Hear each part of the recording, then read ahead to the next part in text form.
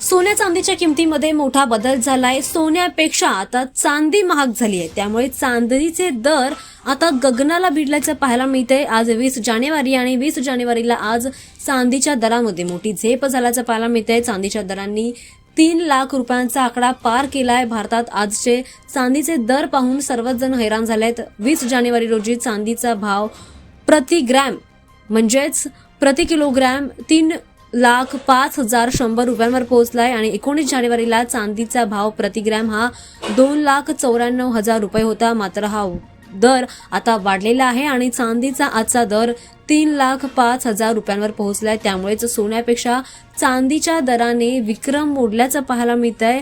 भारतात चांदीच्या दरामध्ये सतत वाढ होण्यामागे अनेक कारणं आहेत, जसे चांदीचा वापर केवळ दागिने तयार करण्यासाठी नाही तर सौर पॅनल सोबतच इलेक्ट्रॉनिक्स, बॅटरी आणि उद्योगामध्ये मोठ्या प्रमाणात वापर केला जातो।